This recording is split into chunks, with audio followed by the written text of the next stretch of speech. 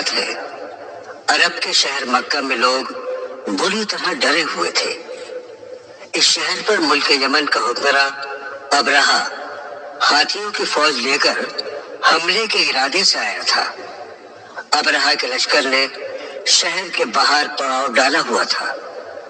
مکہ والے اپنی بیوی بچوں اور مال و اسباب کے ساتھ مکہ شہر کے آس پاس پہاڑوں میں جا کر چھپ گئے تھے۔ شہر سے تھوڑی دور چراگاہ میں مکہ کے سردار عبد المطلب کے اونٹ چل رہے تھے۔ ابرہہ کے فوجی ان اونٹوں کو پکڑ کر لے گئے۔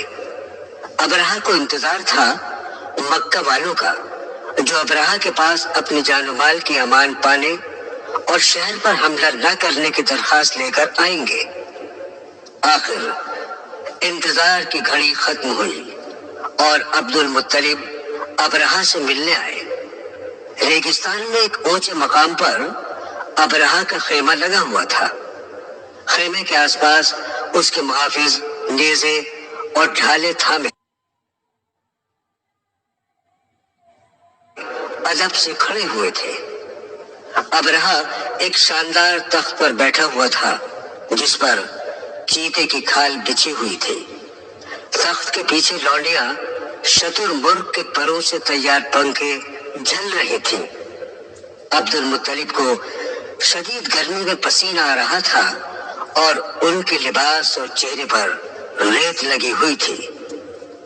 ابرہہ کو بتایا گیا کہ مکہ کا سردار اس سے ملنے آیا ہے۔ ابرہہ نے عبد المطلب کو خیمے کے اندر بلایا۔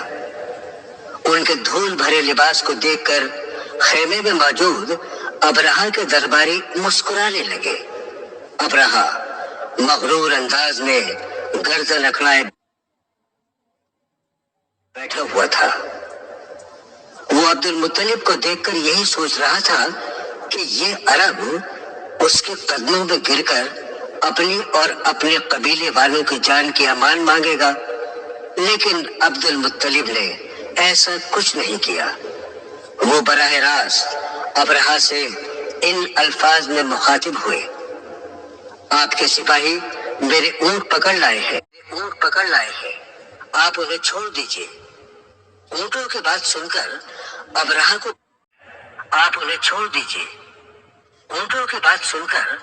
ابرہہ کو بڑی حیرت ہوئی۔ اس نے عبد المطلب سے پوچھا: اے سردار، تمہیں اپنے اونٹوں کی فکر ہے جبکہ ہم تمہارا معبد کعبہ ڈھانے آئے ہیں، تمہیں اس کی کوئی فکر نہیں؟ عبد المطلب نے بڑی سادگی سے کہا: کعبے کا مالک اللہ ہے، وہی اس کی حفاظت کرے گا، آپ میرے اونٹوں کو چھوڑ دیں۔ ابرہہ نے اونٹوں کو چھوڑنے کا حکم دیا اور عبد المطلب واپس مکہ آئے۔ ابرہہ رات بھر سوچتا کہ جس معبد کو وہ گرانے آیا ہے، آخر مکہ والے اس کو بچانے کی کوشش کیوں نہیں کر رہے ہیں؟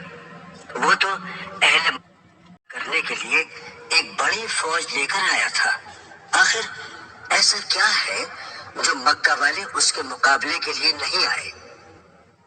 اگلے ابرہہ خانہ کعبہ کو ڈھانے کے لیے اپنی فوج کے ساتھ آگے بڑھا۔ پہلی قطار میں 13 ہاتھی تھے اور سب سے بڑے ہاتھی پر خود ابرہہ سوار تھا۔ لشکر شہر میں داخل ہوا تو مٹی کے مکانوں کے درمیان ایک چوکور عمارت نظر آئی جسے پتھروں اور مٹی سے تعمیر کیا گیا تھا۔ یہ عمارت نہ تو گرجا گھروں کی طرح شاندار تھی اور نہ ہی آتش کدوں کی طرح بلند و بالا، لیکن اس عمارت کو دور سے دیکھ کر اس کے مالک اللہ رب العزت کی شان و کبریائی کا ایسا اثر دل پر پڑتا ہے کہ ہر انسان کا سر خود بخود جھک جاتا ہے۔ لشکر میں شامل سب سے بڑا ہاتھی رک گیا۔ اسے دیکھ کر دوسرے ہاتھی بھی اپنی اپنی جگہ جم گئے۔ لگتا تھا کہ زمین نے ان کے پاؤں پکڑ لیے ہوں۔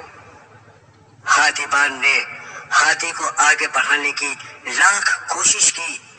لشکر میں شامل سپاہیوں نے ہاتھی کے نیزے چبھوئے لیکن وہ آگے نہیں بڑھے۔ دوسرے ہاتھی بھی اپنی اپنی جگہ کھڑے ہوئے تھے۔ ابرہہ غصے سے پاگل ہو رہا تھا۔ وہ تو بڑے کر و فر کے ساتھ کعبۃ اللہ کو مسمار کرنے آیا تھا۔ اگر اس نے ایسا نہیں کیا تو پورے یمن میں لوگ اس پر تھو تھو کریں گے۔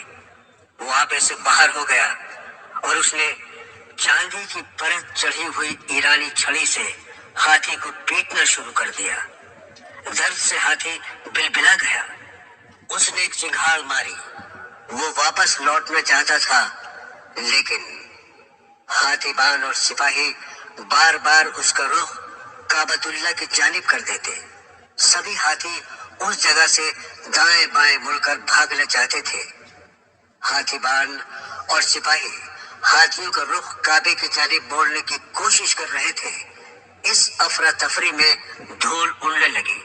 ہاتھیوں اور سپاہیوں کے پاؤں سے اڑنے والی گرد کی وجہ سے کچھ بھی نظر نہیں آ رہا تھا۔ تبھی ساحل سمندر کی جانب سے چھوٹی چھوٹی ابابیلوں کا ایک جھنڈ اڑتا نظر آیا۔ ابابیلیں لشکر کے اوپر آ کر چکر لگانے لگی۔ ہاتھیوں کے ساتھ مشقت کر رہے سپاہیوں نے ان کی طرف دھیان نہیں دیا کہ اچانک ابابیلوں نے اپنی ننھی چونچ اور پنجوں میں پکڑی ہوئی کنکریاں لشکر پر پھینک دی۔ جس کسی کے وہ کنکری آ کر لگی اس مقام پر جلن ہوئی اور وہاں آبلہ ابھر آیا۔ ہاتھیوں کی بھی یہ کنکریاں گولیوں کی طرح آ کر لگی اور تکلیف کی شدت سے وہ سپاہیوں کو رونتے ہوئے پیچھے کی طرف دوڑنے لگے۔ کئی کنکریاں ابرہہ کے چہرے، کاندھوں اور ہاتھوں سے آ کر ٹکرائی۔ وہاں آبلے پڑ گئے اور ان میں کھولن ہونے لگی۔ ابرہہ گھبرا گیا اور وہ بری طرح خائف ہو گیا۔ اس کے لشکر میں بھگدڑ مچ گئی۔ سپاہی اور ہاتھی اپنی اپنی جان بچانے کے لیے جائے پناہ تلاش کرنے لگے۔ تھوڑی دیر میں ہی آبلوں سے پیپ اور خون بہنے لگا۔ ابرہہ، اس کے سپاہیوں اور ہاتھیوں کے چہرے اور جسم مسخ ہو گئے اور وہ سب کچھ دور جا کر ہلاک ہو گئے۔ ابرہہ کے لشکر کی تباہی دیکھ کر اہل مکہ اس سال کو عام الفیل ہاتھی کا سال کہنے لگے۔ اس واقعے کے بعد کعبۃ اللہ کا مقام اور عظمت بڑھ گئی۔ دور دور سے لوگ اس کی زیارت کے لیے آنے لگے۔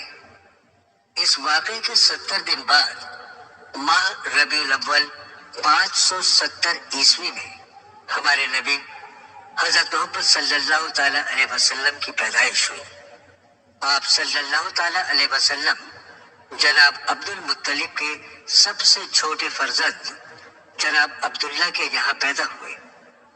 آپ کی والدہ کا نام آمنہ ہے۔ ہمارے پیارے نبی کی ولادت سے تقریباً 6 ماہ قبل آپ کے والد جناب عبداللہ تجارت کے لیے شام گئے ہوئے تھے۔ واپس آتے ہوئے راستے میں بیمار ہو گئے اور بیماری بڑھتی گئی۔ شہر سے دور ان کا انتقال ہو گیا۔ جناب عبد المطلب اپنے سب سے چھوٹے فرزند سے بہت محبت کرتے تھے۔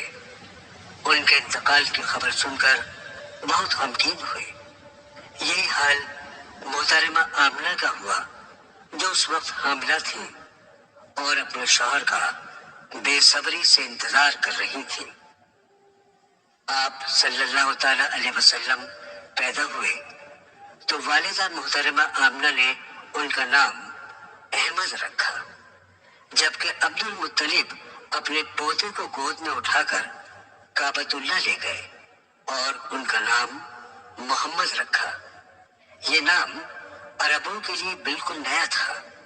مکہ والوں نے عبد المطلب سے ایسا اجنبی نام رکھنے کی وجہ دریافت کی تو انہوں نے جواب دیا کہ میرا یہ بیٹا بڑا نام کمائے گا اور ہر انسان اس کی تعریف کرے گا۔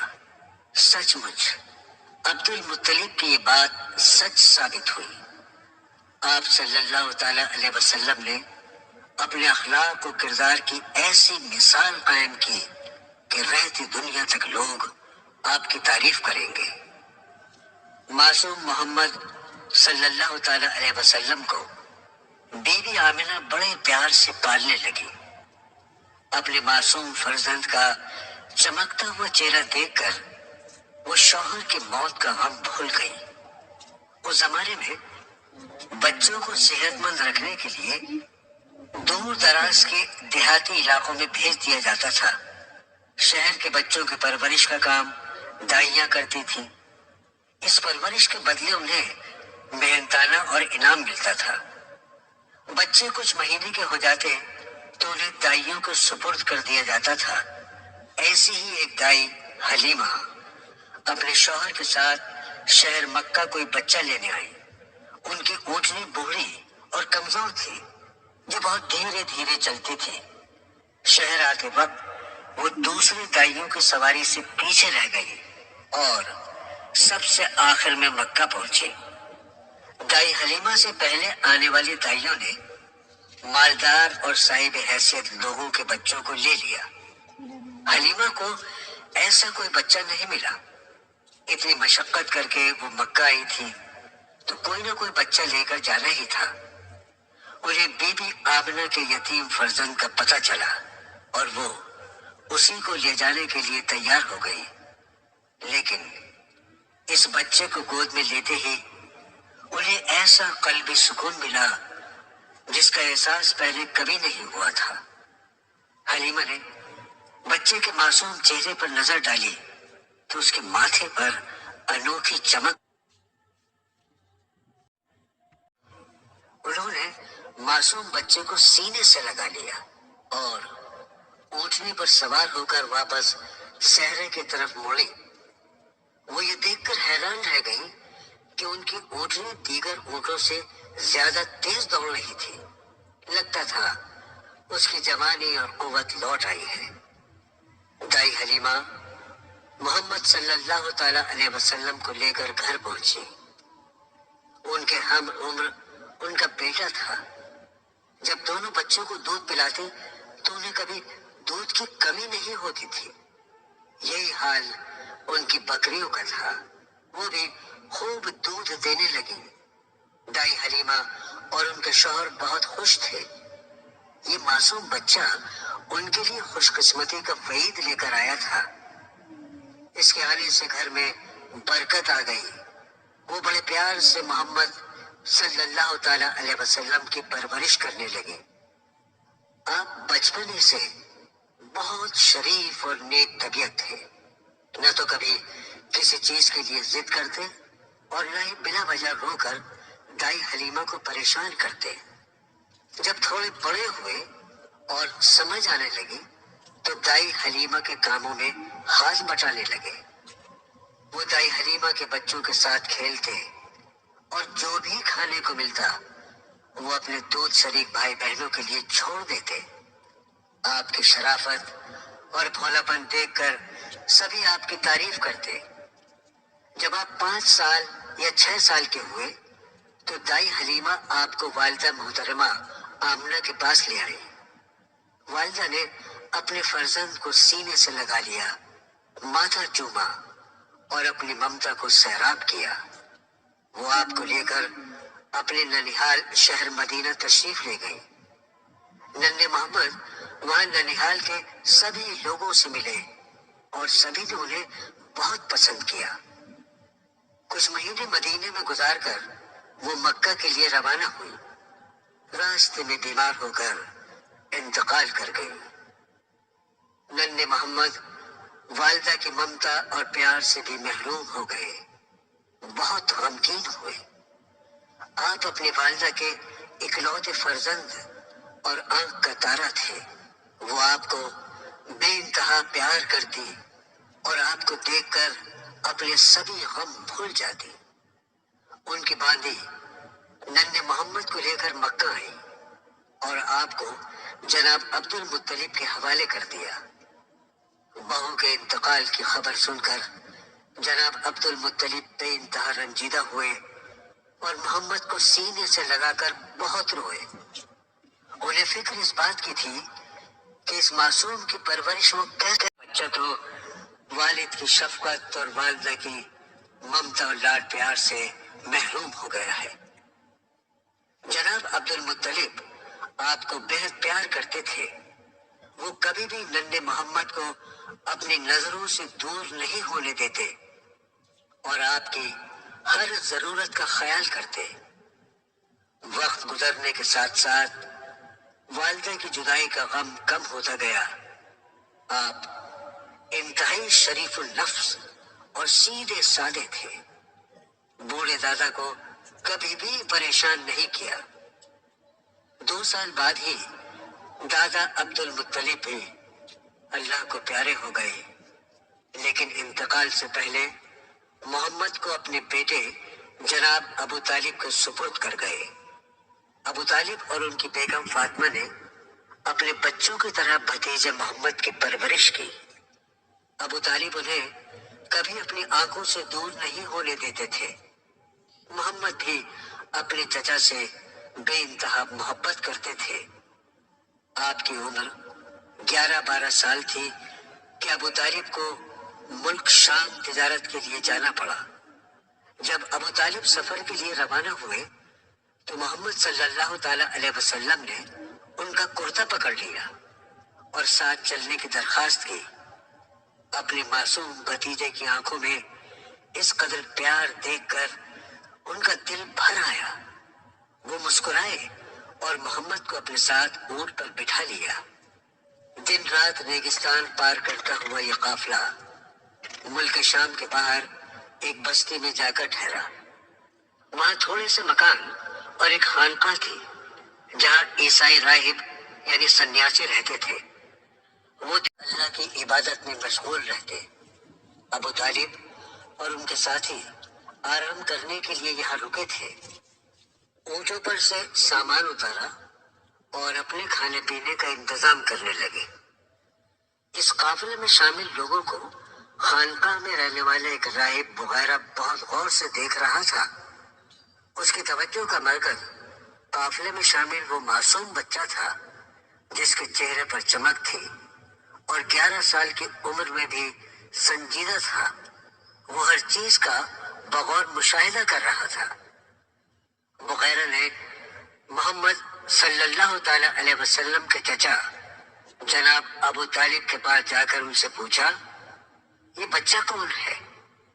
انہوں نے بتایا کہ میرا بھتیجا ہے۔ میرے بھائی اور بھابھی انتقال کر چکے ہیں، اب میں ہی اس کی پرورش کر رہا ہوں۔ راہب نے محمد کی طرف دیکھتے ہوئے ابو طالب سے کہا، تمہارا بھتیجا اور لوگوں سے مختلف ہے۔ میں نے دیکھا کہ جب تمہارا قافلہ یہاں پہنچا تو آسمان پر بادل کا ایک ٹکڑا اس پر سایہ کیے ہوئے تھا۔ پہاڑ اور درخت اس کے سامنے جھکتے محسوس ہوئے۔ بڑا ہو کر یہ بچہ تمہاری قوم میں ممتاز ہوگا، اس کی حفاظت کرنا۔ راہب کی بات سن کر ابو طالب نے محمد کو ہمیشہ اپنے ساتھ رکھا اور انہیں کسی قسم کی کوئی تکلیف نہ ہونے دی۔ محمد صلی اللہ تعالی علیہ وسلم اپنے چچا کے کاموں میں ہاتھ بٹانے لگے۔ انہیں اس بات کا احساس تھا کہ ان کے چچا کی آمدنی زیادہ نہیں تھی اور خاندان بڑا تھا، اس لیے وہ بکریاں چراتے، کھجور کے باغوں میں کام کرتے اور اس کام کے عوض جو پیسے ملتے وہ چچا کے ہاتھ میں لا کر رکھ دیتے۔ محمد صلی اللہ تعالی علیہ وسلم میں ایک خوبی اور تھی، ان کے دل میں سبھی لوگوں کے لیے ہمدردی کا جذبہ تھا۔ اگر کسی بوڑھے یا کمزور کو بھاری سامان اٹھاتے دیکھتے تو فوراً اس کی مدد کرنے پہنچ جاتے۔ پڑوس میں کسی کو کوئی سودا وغیرہ منگانا ہوتا تو فوراً لا کر دیتے۔ لین دین میں پوری ایمانداری برتتے۔ آپ نہ تو کبھی کسی سے ناراض ہوتے، نہیں کسی کو ڈانٹتے ڈپٹتے۔ اگر کوئی شہر سے باہر جاتے وقت اپنا کوئی سامان آپ کے پاس رکھوا دیتا تو پوری دیانتداری سے اس کا سامان اس کو واپس لوٹا دیتے۔ آپ نے کبھی بھی برے لوگوں کا ساتھ نہیں لیا۔ آپ کی دوستی ایک نوجوان ابو بکر سے ہو گئی تھی، جو آپ کی طرح ایماندار اور نرم دل تھے۔ محمد صلی اللہ تعالی علیہ وسلم کی انہی خوبیوں کو دیکھ کر مکہ والے آپ کی عزت کرنے لگے۔ وہ آپ کو الصادق الامین یعنی سچا اور امانت کو سنبھال کر رکھنے والا کہنے لگے۔